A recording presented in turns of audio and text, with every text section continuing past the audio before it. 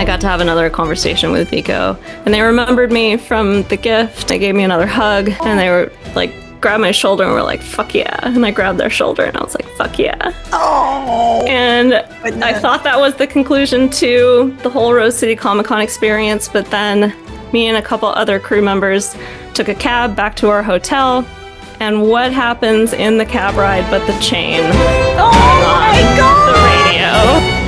We're going to talk about Fluff in fan fiction, but we're also going to talk about like all the gay pirate news that has happened in our lives lately. Rose City Comic Con, we have our correspondent is going to give you all the details on everything that happened at Rose City Comic Con. So thank you, Chloe. We're going to look forward to that. This is the episode with Chloe, Tessa, and me, Carly Heath. And this is the Our Flag Means Fanfiction podcast. So let's jump right into it. What's the most gay pirate thing to happen to you recently? Who wants to go first? I have a couple. For one thing, so I'm living in a basement. There is a beautiful, enormous orb weaver spider who has decided to make her web across my actual front door every day. And so every time I forget that she has done that, I walk face first into a spider's web. Relatable. Same thing. Every entrance to my apartment is covered daily by a spider web that I faceplant into. Yes. I'm insane, so I've started ducking under it because I don't want to disturb her work. Yes, exactly. Do not disturb the spiders. The spiders are beautiful. I love her. Yes. Also, so I decided to avail myself of some of the university healthcare because my body continues to try to murder me. Boo. Boo indeed. Boo uterus. Sixth house year. So I went. This was amazing. So arriving in this city, the wait time to see a gynecologist is 2 years. Gee. Oh my goodness. So I decided I'm gonna go in, I'm gonna go to the wellness center, I'm gonna talk to them there. And so I went in on Tuesday. No, I went in on Wednesday, and I was like, I would like to talk to a doctor about the fact that I don't have blood. And they were like, okay, well, we can get you in for an appointment tomorrow. And I was like, that seems fast. That seems very great. Yes, let's do that. So I go back the next afternoon, and I go in 20 minutes early because I figure, it's a medical appointment. I need to be there early, and they're going to be very late. I walk in 20 minutes early. I walk up at the desk, and I'm like, okay, I have an appointment in 20 minutes. And they're like, okay, sit down. We'll call you in. I sit down. They call me in 30 seconds later. And then I walk back, and I walk into the little office, and the nurse just sits down and takes all this information. She walks out, and I'm like, okay, now the waiting starts because it's always at least, 40 minutes for the doctor to come in. The doctor walks in 10 seconds after the nurse leaves. And I'm just like, well, what's happening right now? I know astrologically what's happening. You see, Venus has entered your sixth house, which is your house of health, which means everything health related is happening smoothly for you. Oh my God. So he takes out all the information. I tell him okay, doing some research to this clinic. And he's like, okay, I'm sure we can get you a referral there.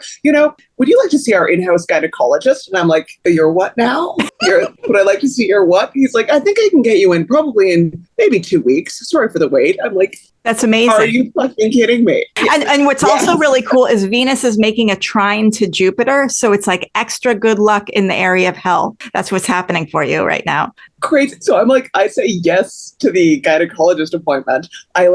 And he walks out. The nurse walks back in. She says, do you have time for your blood work today? Oh my God. See, in America, as an American, this is mind blowing to me. This would never happen. This is a fantasy land that you're describing. Literally, she takes me back and she just sits me down. And 2 minutes later, the phlebotomist walks out and she's like, come on in. And I'm looking at, I said to this woman, what is this magical clinic? Is this staffed entirely by unicorns? Been sucked into the realm of the Fae? I was gonna say, you walked into some healthcare utopia world. It's like Watership Down when the rabbits go to the utopian rabbit hole, but it ends up being the rabbit home where all the rabbits are okay with being killed by the farmer occasionally. So crazy. It was Like, yeah, no. So then I did that. I went, and there's a colloquium that we do with all the grad students, and I was talking to one of the MA students. Like,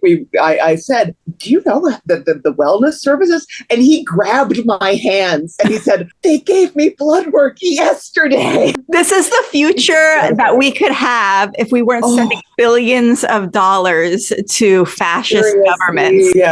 Yes. Oh my God. It was incredible. It was fucking magical. The doctor called me today to give me like my blood work results. I don't have any iron in my blood. That's the result. But I got it today. Yeah, that's amazing. So even with all of the iron supplements that you've been taking lately, like the iron. So I am just barely not anemic. Good for me. But my ferritin levels are fucking garbage. Okay. I'm getting my blood work soon to see if all the iron I've been taking has helped at all. We'll see. The problem that I have is that even with the anti-hemorrhagic drugs, my period is currently, I'm doing like 2 weeks on, 2 weeks off. That's my cycle right now. Yeah. So Tessa is living in the Star Trek future. And the rest of us actually are doing pretty well. I'll tell my Venus and Jupiter story. So thanks to my lovely work situation,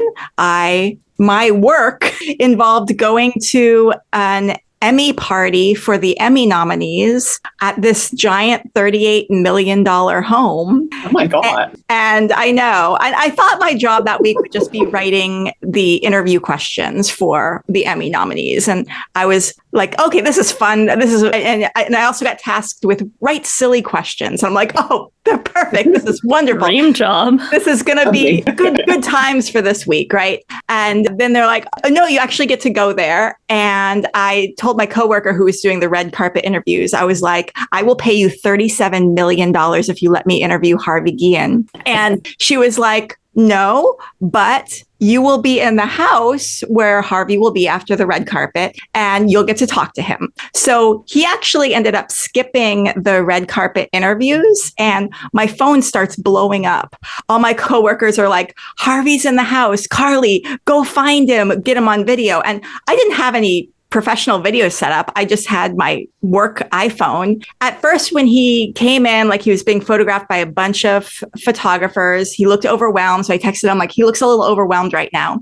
But then kind of as soon as I texted that, we made eye contact and I was like, hey, Harvey, can you shout out a word of support for the queer actors out there? And he did a nice little video. And then he just like stood there and we started talking. He was delightful and so comfortable, probably like the most comfortable interaction that I've ever had with a celebrity who I adore. Then I did another short little interview with him and I ran into him a couple times that night, got a few other photos of him, and he was just a nice, normal person. And we talked about clothes. So you're besties now. We are best. Maybe I'll put up one of my interviews with him on this thing because it's Tychoverse. Yeah. But also, random universe just sending me things. I got tasked with writing a script for a documentary short thing about New Zealand actors fighting for their rights. So Carly, that's fucking awesome. I'm like, congrats. I'm like, wow, all of these things that are like things I'm interested in. Oh, I saw a Rhys Darby show at this tiny little place called Nico's Wine Bar. There were like probably 30 people in the room. It was like half the size of an elementary school classroom. It was so tiny. I was very, very close. And it was a good, delightful whole thing with all of our little local LA crew going down to Atwater Village to see this tiny, tiny, tiny little show that Rhys did, and hooked up with like this other girl who was like there by herself. And I was like, oh, come sit with us. And she was so shy and everything. Then I found out she was in our group chat later. I was like, oh, I thought you were just a random orphan, but you are actually someone who's been lurking in our group chat for like a really long time. In our group chat? No, not our group chat. Oh, okay. You have everyone here. You're cheating. Multiple group chats happening. I'm shocked and appalled. about Our Flag Means Death and Rhys Darby. But also, while I have time off from work, Rhys is doing a show at the Largo. And so I'm going to that. So it's just going to be Rhys Darby, Taikaverse people, New Zealand. Just living the dream. There's a million things that happened this week. Well, personally, I was very grateful that you got Harvey's birth time because we're birthday twins. Like not only same day of the year, but same year. Like we were born on the actual same day in history. So I feel very connected to him for no reason other than that. Yeah. And that was actually the first thing I asked him after I got his initial like shout out for queer actors. And he said like 12:01 a.m. something around. So like barely the same day though. And what's your birth time? 1:29 p.m. East Coast time. Okay. So you're gonna have to tell me at some point. So that's right. You're a Leo rising. Same we are. Yes. And I'm guessing that means he's like around an Aquarius rising. I'm doing the space math in my head really quick right now. I'll have to look it up online though. So tell us, Chloe, about Rose City Comic Con. Yeah. Oh, it was amazing. So it was my first Our Flag Means Death Comic Con, and really, I would say my first con. I had been to one back in college in Chicago, which was just a couple hours away from where I went to college, but I didn't really have anything I was going for. Then I just kind of tagged along with some friends and was like, oh, this is a cool vibe. But this was the first Comic-Con, the Rose City in Portland, that I went to with intention and with fan energy behind me. And you brought a lot of presents for the cast. I did, yeah. That was really fun for me. I spent a lot of time thinking about what I wanted to give them and what I thought they would like. I know a lot of people like make crafts or their own fan art, which I think is super awesome, but I'm not really in that flow right now of making stuff. So I wanted to assemble little gift bags of things that I thought they would really enjoy. So I had a lot of fun with that as a way to pour my appreciation for them and what they did into the gifts. And then also it was kind of a good in conversation when I was up at the autograph line. Oh. So I'll talk about those when I get to each person. But the rundown of what happened was I came into Portland Saturday morning. So I was not there Friday. I know a lot of crew did a karaoke Friday night, which looked super fun, but I was not there for that. I came in Saturday morning. The panel with the 4 cast members, Rhys, Kristian, Vico, and Matt, was the first thing that happened. And I was really worried about not getting in on time because the panel was 11:45 in the morning Portland time, and my flight came in at 9:30, and I was really stressed about getting over there in time and if the panel room would fill up and if they would stop letting people in, but it was all totally fine. But I think that's what I got. Then when I started meeting people, they were like, oh, you were the person on the Discord who was like freaking out if you were going to make it into the panel on time. And I'm like, yeah, I'm glad I'm known for my anxiety. But I got into the panel just fine. I actually got in a little early, and the panel beforehand was John Cho, which was a great panel. Yeah. And I'm also a Star Trek fan. If there was anything else I would go to a con for, it would be Star Trek.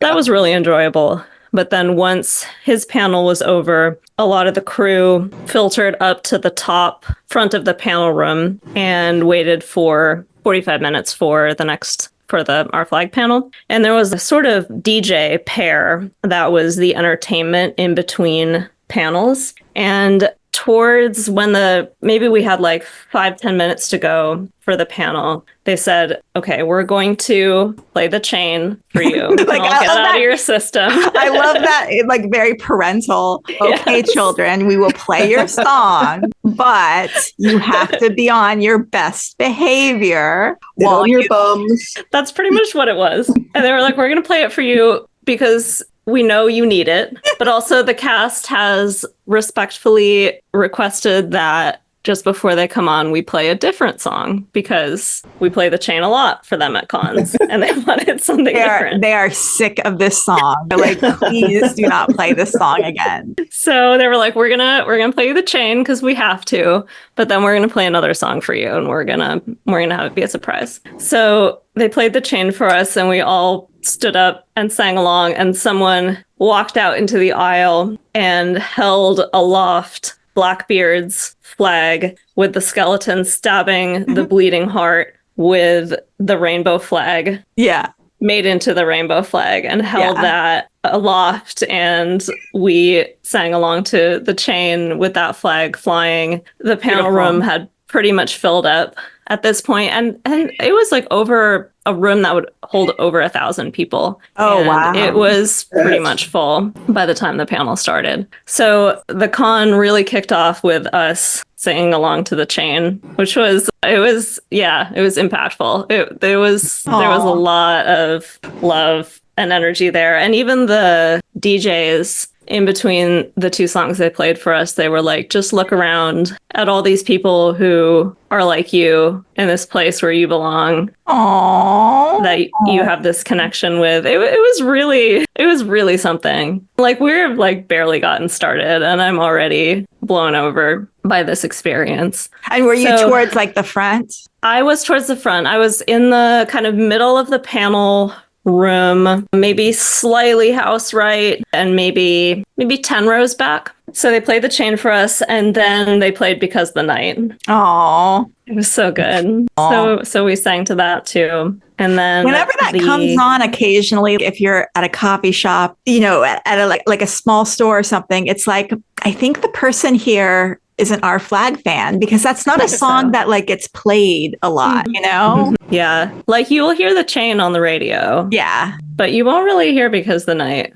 Yeah. Just kind of out in the wild. Yeah. That often. But it was also really nice that the DJs and then the panelists, the moderator who ran the panel, you know, clearly were familiar with the fandom and like kind of had done their homework about us. Good. That's so important to give us a really good experience. So then the cast came on, and they did request no videos and photography during the panel itself, but people could take pictures just for the couple minutes that they were coming on. Rhys did his signature high kick. It's so funny because so many people on Twitter were saying when they saw the photos of Rhys doing the high kick, they didn't remember him actually doing that. So I am one of those people. I know I did not look away from the stage, but I must have like blacked out or something. You know, they talked about this phenomenon on the Cryptid Factor. Do you remember? Oh, the people who went to Taylor Swift concerts who don't have any memory of it? Yeah. I forgot about that. You're totally right. Rhys's kicks are like a Taylor Swift concert. Yes. It's too powerful. Too much dopamine enters your brain and you just like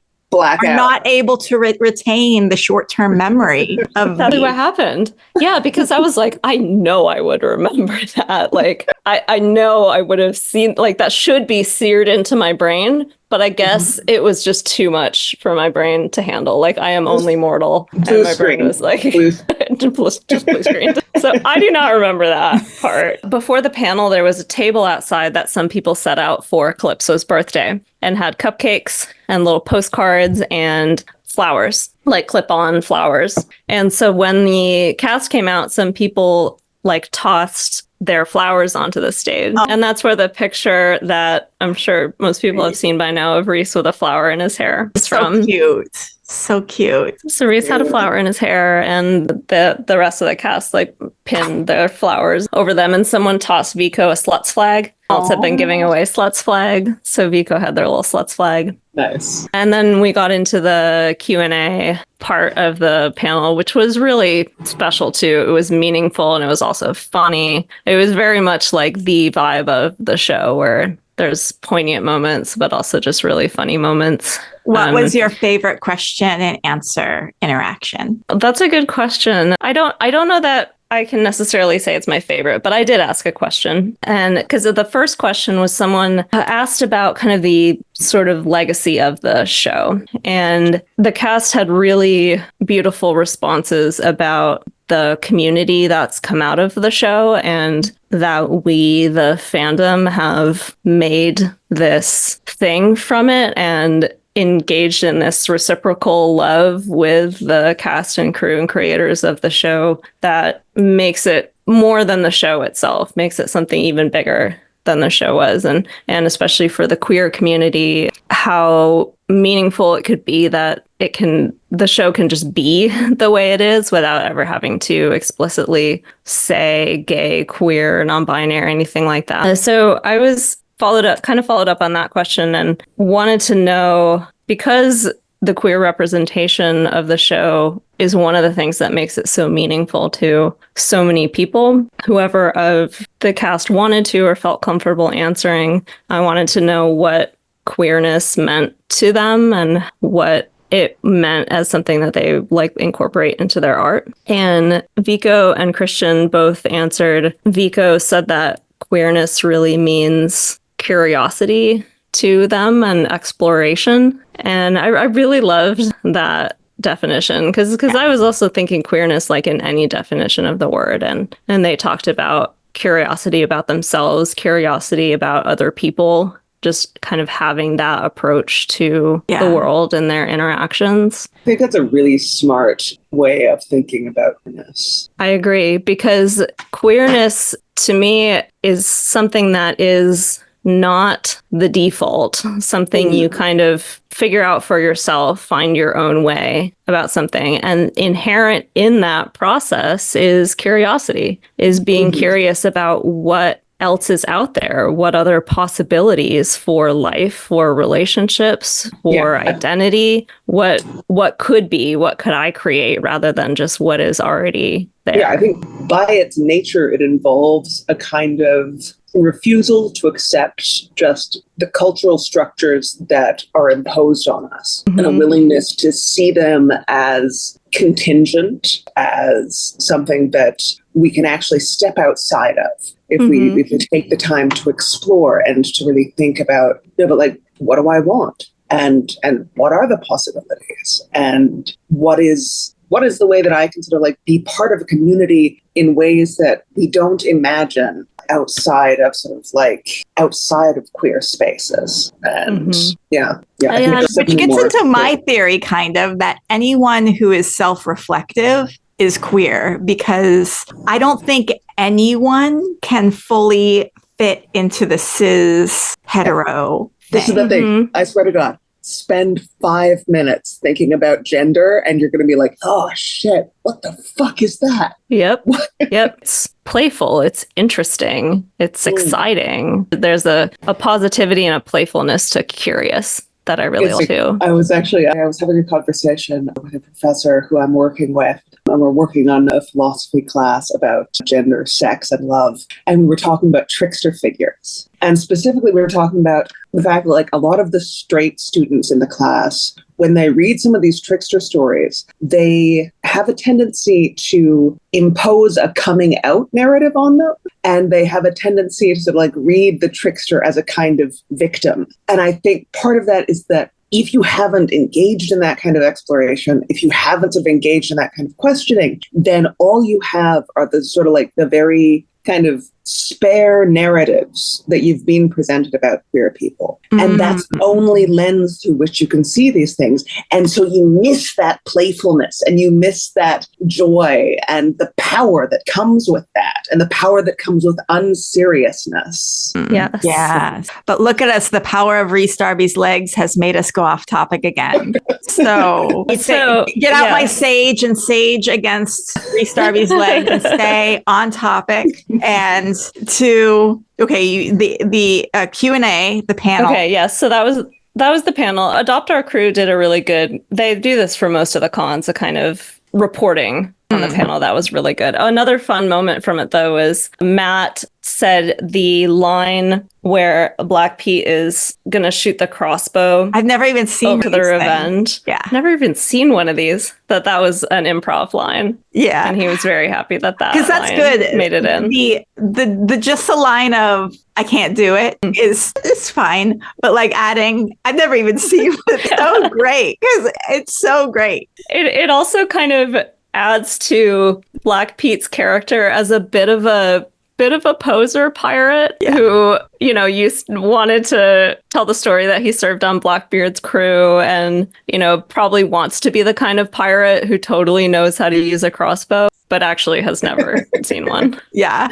I love him. Okay, were those all the highlights or the best highlights? Yeah, those are the highlights from the panel. So after that, I went into Rhys's line because I knew it was going to be the longest, take the most time. And that was a really special experience too. I brought my flag to get signed by the cast members. This is a flag that I got.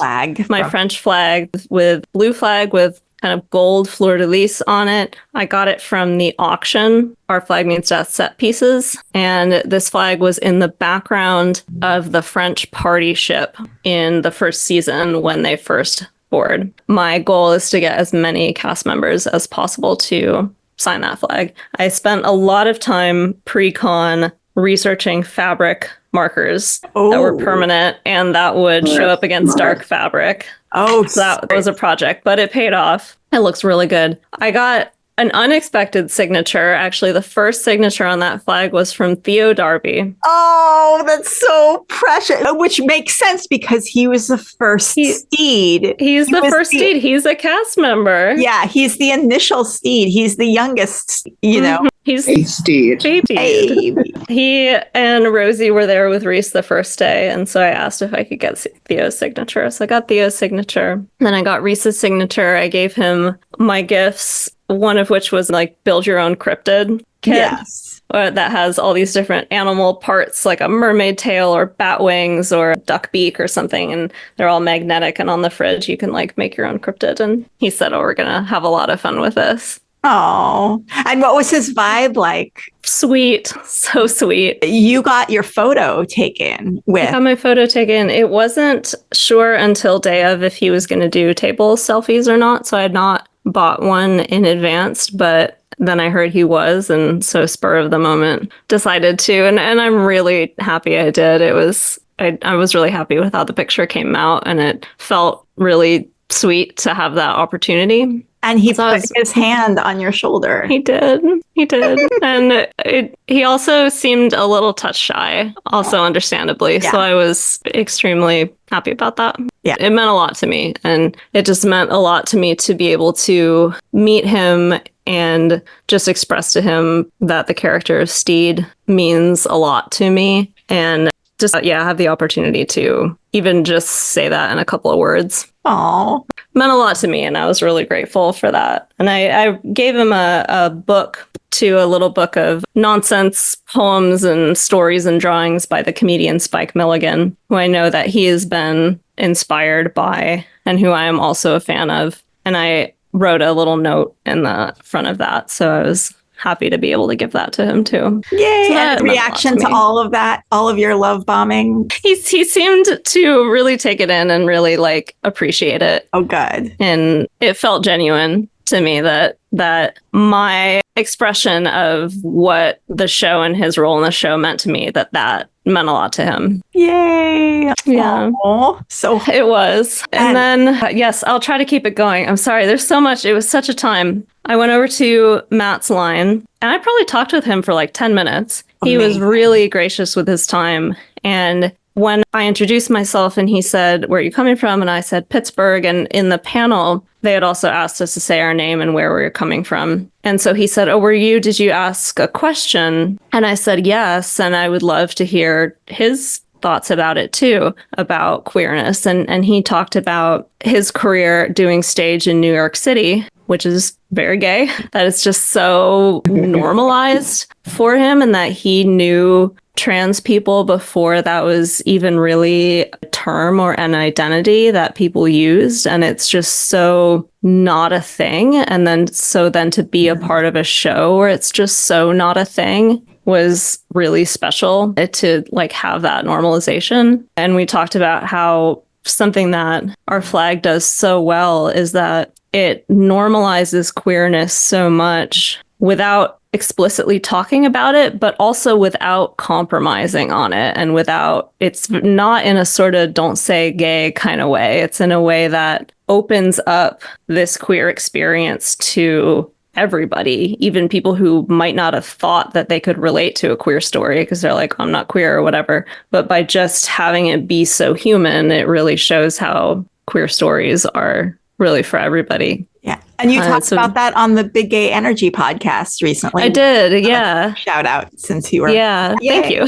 Yes. And so that's what Matt and I talked about too. And I was wearing my shirt I got from the Renew as a Crew efforts to fund the billboard and stuff like that. And he commented on my shirt. I was like, oh, did you design that? And I said, no, it was part of the Renew as a Crew efforts with the billboard. And he was like, oh my God, the billboard. I can't believe you guys did that. And I said, did you see it in New York? He said, yes. He took a photo of himself next to one of the signs that had the code on it it was just like a flyer that was up around New York that had a QR code on it that people could go to sign the petition. And yeah, I remember on his Instagram, he took a little photo.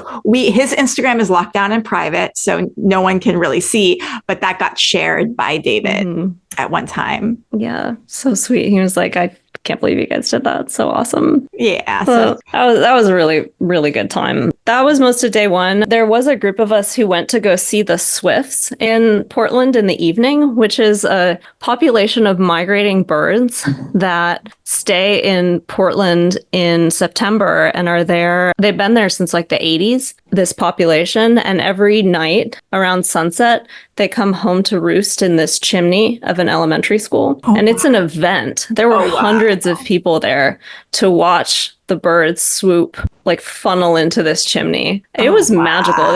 In this like unified murmuration flying through the sky. It was really cool. And then they just descend inside the chimney like a funnel, oh my gosh, amazing. Yeah, it's an event. And I'd never like it. Bottom as a vampire. I got pooped on, which is also apparently a risk of that variance. That's what I was told. I think I didn't know if that was just like to make you feel better about the fact that you got pooped on. Oh no, getting shit on by a bird is good luck. That is.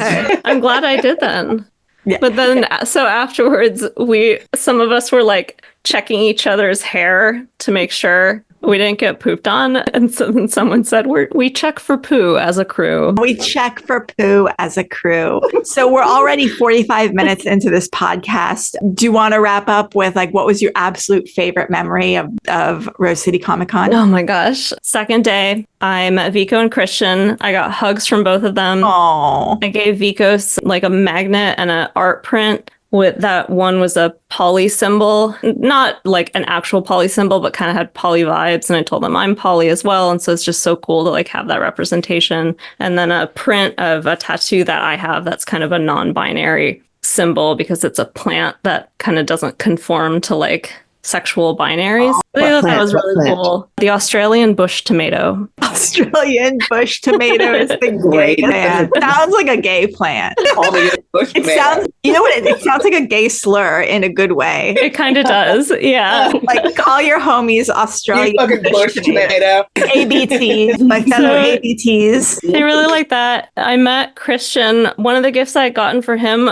because of his line, "What the hell is going on in towels?" I got him a little hand towel with his initials monogrammed on it, including his new middle name, Patrick, that he talked about in a Ouija on Wednesday. He changed his middle name to be Patrick. And he seemed to really like that. I said I did not monogram it myself. And he said, fuck off. And then he said, give me a hug, and came out from behind the table and gave me a really big hug. Oh, my. I can tell you're getting emotional. I am. Okay. And then that evening, there was a drag show. We live streamed it at a bar because there weren't that many people who could go to the actual show itself. But after the show, Vico and the performers came to the bar, and I got to have another conversation with Vico. And they remembered me from the gift. And were like, I really liked that so much. And I just said, thank you for supporting the drag show and helping people be who they are. And they gave me another hug, and they were like, grabbed my shoulder and were like, fuck yeah. And I grabbed their shoulder and I was like, fuck yeah. Oh. And I thought that was the conclusion to the whole Rose City Comic Con experience. But then me and a couple other crew members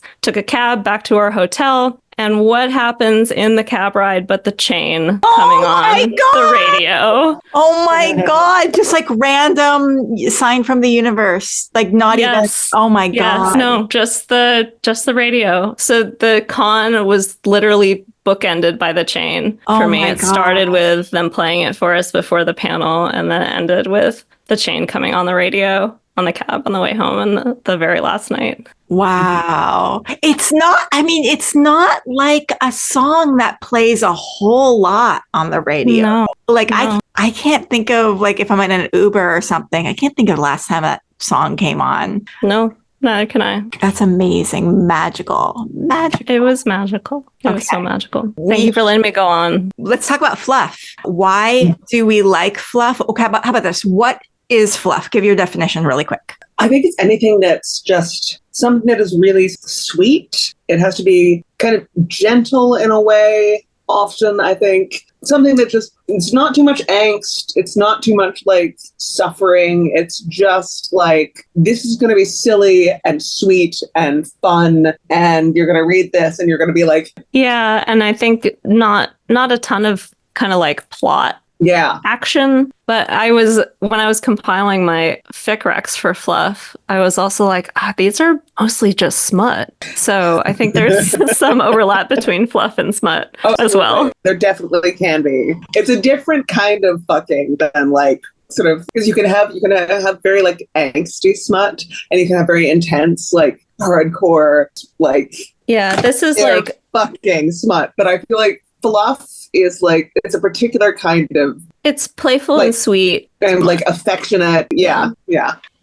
What, as someone who's been binging true crime documentaries all weekend recovering from the Emmy, what draws you to Fluff? I'm so tired. I'm so fucking tired. And my uterus is trying to kill me, man. Like, what about you, Chloe? What draws you to Fluff, and when are you drawn to Fluff? Also, sometimes just the world is shitty and you want to read something that makes you feel warm and fuzzy. But I also think, especially in the context of queer stories and queer relationships, like in Our Flag Means Death, for me, there is very much a way that Fluff feels like the kind of antidote to the legacy of trauma stories, where pretty much any like queer story you got was a story about trauma. So it just feels so good to read a fanfic with a queer relationship that's just fluffy and feel good. I mean, I think that's one of the things that in especially the first season drew a lot of us to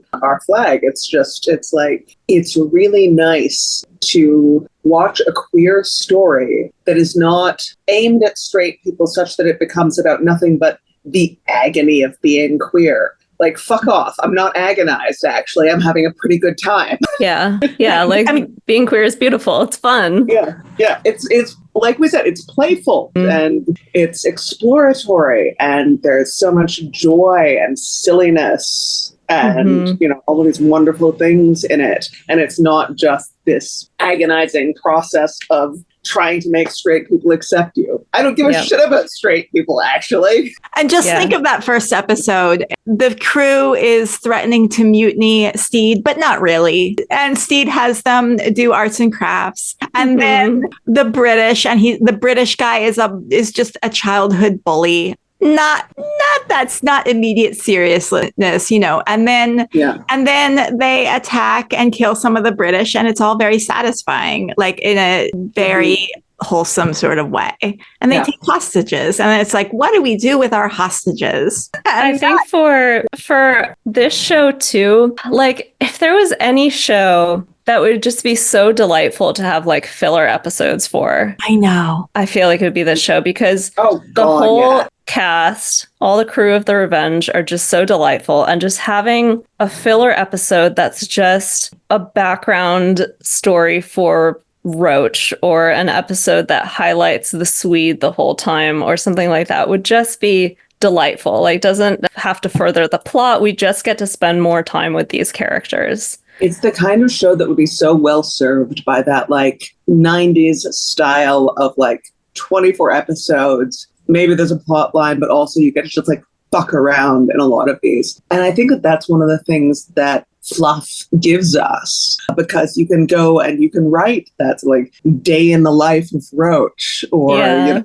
here's like Jim and Archie having like a really silly adventure, and you know, here's like Roach teaching Ed to bake a cake or something. Exactly. Those little character moments that make it so rich and so delightful, I think. For exactly that reason, I mean, it's impossible to pick a favorite episode, but I love season 2, The Curse of the Seafaring Life.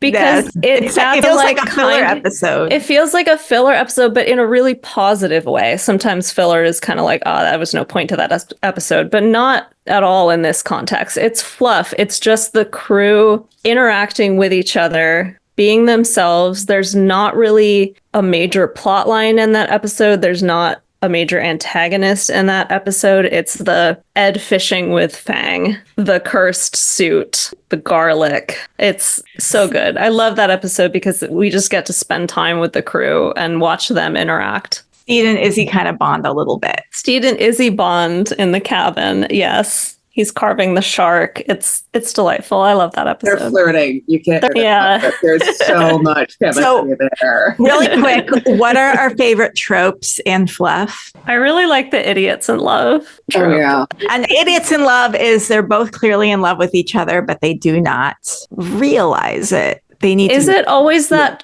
trope, or can it also be, maybe I don't know my tropes that well, could it also be they know they're in love and are very much enacting that love, but they're just like so head over heels for each other that they're like dumbasses? Yeah, that Can works. That also too. be part of it? Okay. Oh, yeah. Yes. I love the there's just one bed trope. I love it. It's so stupid, but it's perfect. It's delightful, and it's always so silly, and it's always just like, you know, this is not a real problem in the real world, but it sure is a fan fiction problem. I know. Oh no. I love the trope of the character who knows that they are in a rom-com, or who knows how the plot line will go and is like, come on, you know, is the Lucius character who's like, this is what's happening here. Like, get it together, everybody else. Together. Yeah. The Deadpool vibe where you're just breaking that fourth wall in fan fiction. Yep. And is calling out all the things.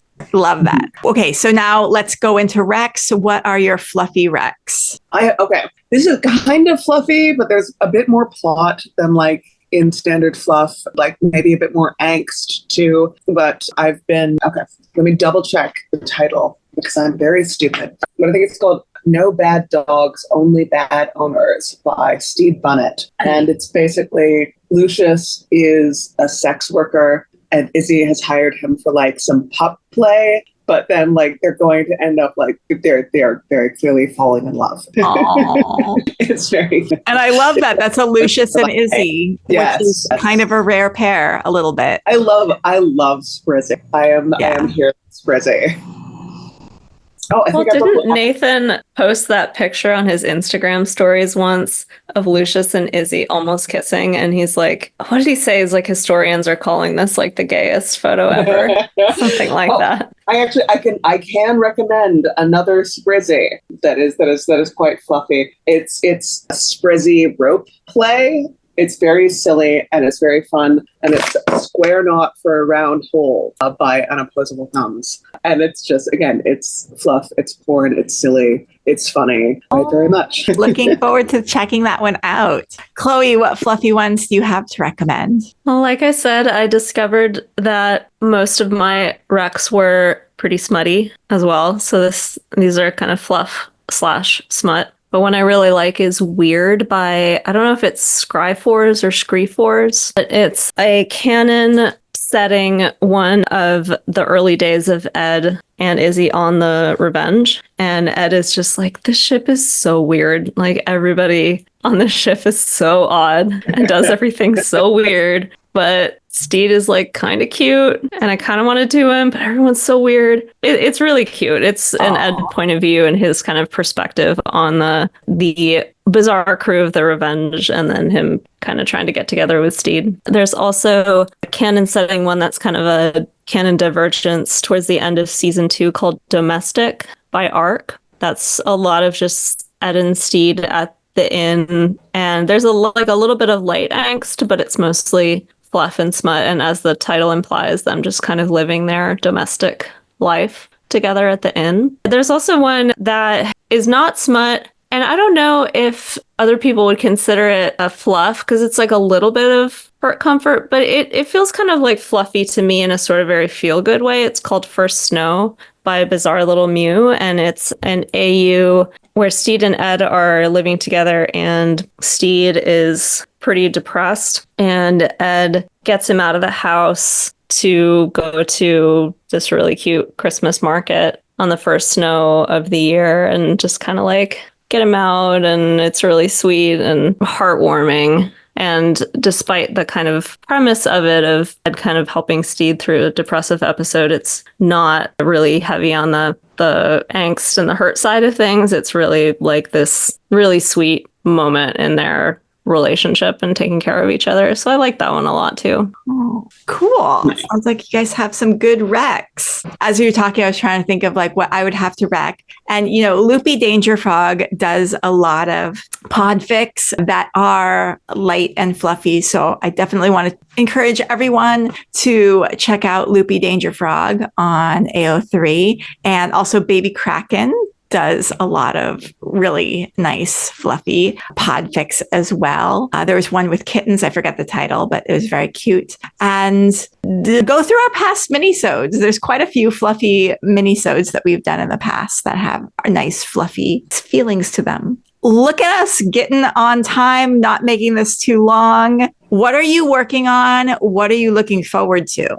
I'm working on Not Bleeding to Death, and I'm looking forward to it. Not bleeding to death. I'm looking forward to like finishing unpacking my bloody apartment. Actually, I'm surrounded by boxes and I want them all gone. I'm so excited for you to finally move in and have your new apartment all decorated in your new place. And look at you already living in the future where people have healthcare. They like do blood work to when you say I don't have any blood, they say let's check it out. I will actually try to help you. What a concept. Sci-fi utopia for once in this weird dystopian future we happen to actually live in. Amazing. And Chloe, what are you working on? What are you looking forward to?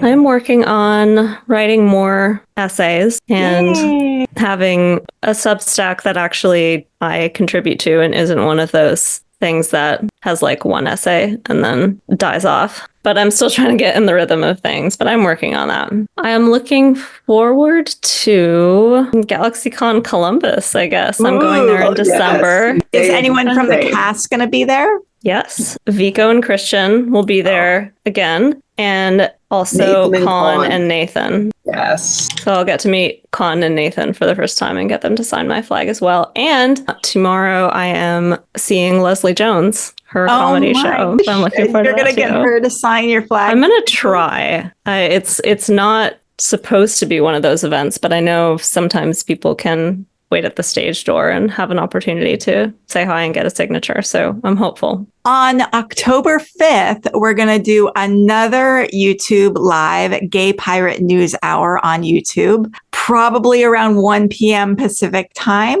So mark your calendars, October 5th, Gay Pirate News Hour, YouTube, Our Flag Means Fanfiction. Be there. Yay. Be square. Yay. And I'm looking forward to Rhys Darby at the Largo on October 1st. So every single Largo show that Rhys has done in the past, for various reasons, I haven't been able to make it. So fingers crossed, October 1st is the one that I finally am able to make. So I will report back if anything exciting happens. Please do. I love hearing the stories. Oh, yeah. And this is the Our Flag Means Fanfiction podcast. If you're into memes and other Our Flag related hilarity, follow us on Instagram at Our Flag Means Fanfiction, all one word. And if you want to tell the world that there's still an audience for Our Flag related stuff, give us rating and or review on Spotify, Apple Podcasts, whatever.